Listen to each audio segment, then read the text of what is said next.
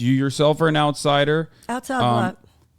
Outside of the DC mouthpiece, corporate lobby System influence. as it is, status quo that has taken us to where we are. There's another person who claims to be, there's another person who claims to have outsider status, but of course is from like a political lineage family. I'm of course talking about RFK Jr. What are your thoughts on his campaign so far? There's one place where he and I agree, and it's the only place where I found that we agree. We certainly agree on the issue of agency capture and the marriage of, government and corporate power, and how basically that is a fascistic element. He and I certainly agree on that. On the other hand, I don't understand how that is married to his belief that, as he says, he's a free market capitalism guy. I read the other day that his prescription for how we're going to handle climate change is with the discipline of the free market. So, yeah, Bobby and I have a very different view. Yeah, he went on Jordan Peterson's broadcast and agreed with him on that and said that, and Jordan Peterson is actually in the pocket of oil lobbyists and has channeled their misinformation in terms of climate change. Yeah.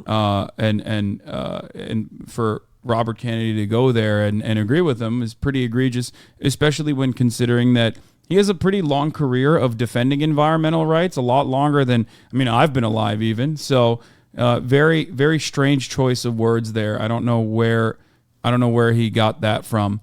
But so people are correctly pointing out that he's done a lot of weird things. He gained a lot more prominence in recent years through anti-vaxxer conspiracies, through those circles, QAnon and whatnot.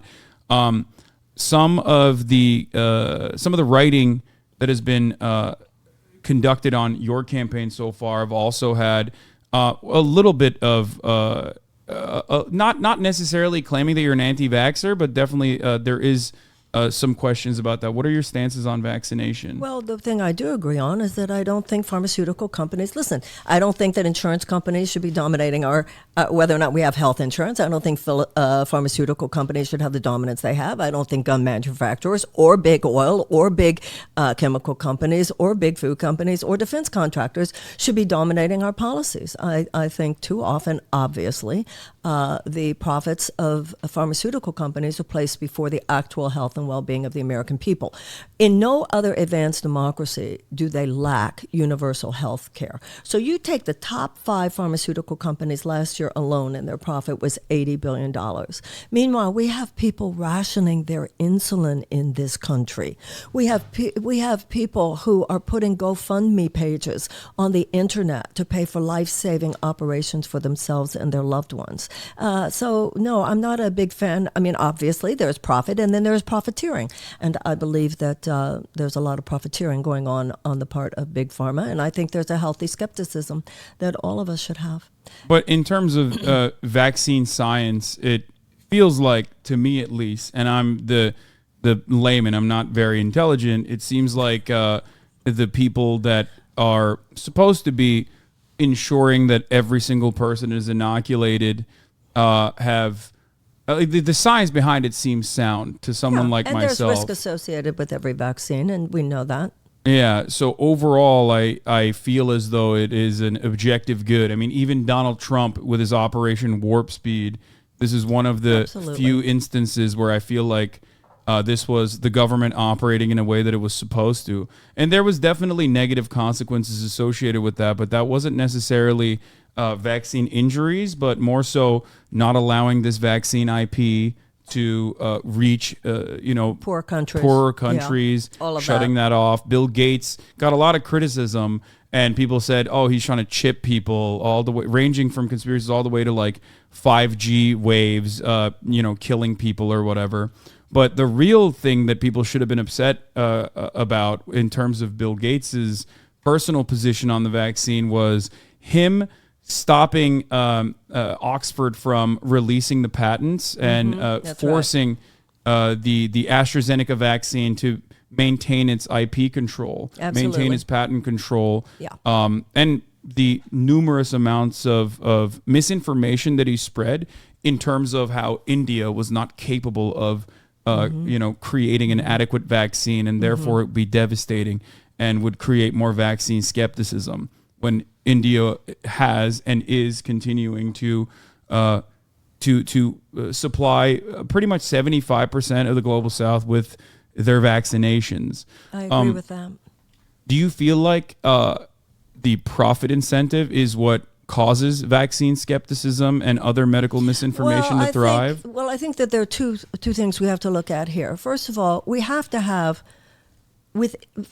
first of all, there's a certain kind of healthy skepticism, certainly. But at the same time, we have to have a general trust in our agencies, the institutional forces which are pillars within our society.